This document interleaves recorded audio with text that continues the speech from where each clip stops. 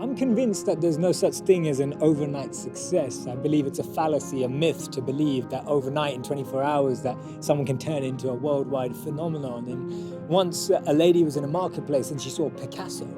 And she went up to Picasso and she said, "Picasso, can you draw me a portrait?" He said, "Sure, I'll draw you a portrait." He reached for a pen and paper and he, in 30 seconds, sketched an identical portrait of this lady, and handing it back to her, he said, "That will cost you $30,000. And she replied, she said, "Picasso, how can you charge me $30,000? That took you 30 seconds. He said, "It took me 30 years to be able to do that in 30 seconds.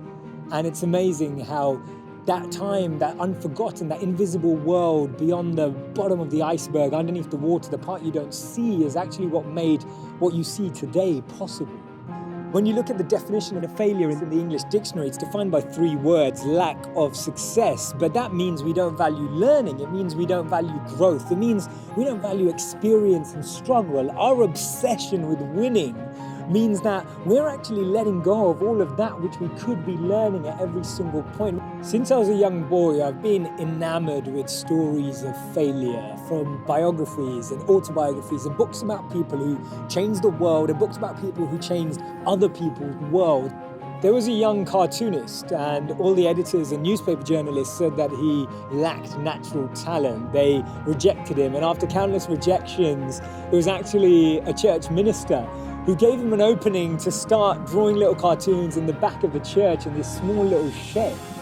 And this gentleman, he once saw a mouse running around, and believe it or not, that was the birth of Mickey Mouse. That was Walt Disney, that cartoonist who went on to win 22 Academy Awards. There was a young man who was actually cut from his high school basketball team. He went home, he shut the door, slammed it shut, and actually cried for the rest of the evening. And funnily enough, he went on to become a 6-time NBA champion, a 5-time MVP player in the NBA, and he's no other than the person we call Michael Jordan. And can you believe it, that the person who's revered as one of the best players of all time was missed? That coach missed him, it missed his potential, and I'd love to speak to that coach now and see what they think of that. The Chicago Bulls pick Michael Jordan of the University of North Carolina.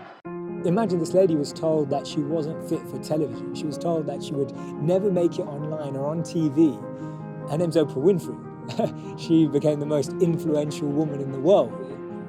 This has to be my favorite failure story of all time. I mean, his fiancée died, he failed in business, he had a nervous breakdown, and on top of all of that, he failed and lost in 8 elections.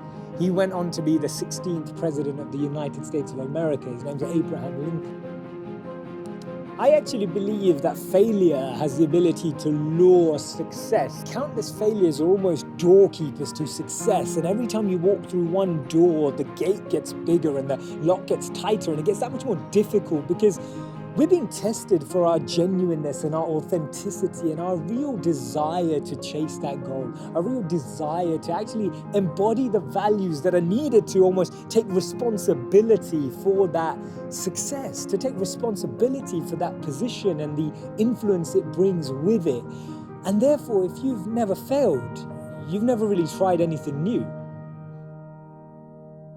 I really want you to get involved in this conversation and this dialogue as we think out loud together about our minds in this world. So please join and subscribe today. Look forward to you joining me.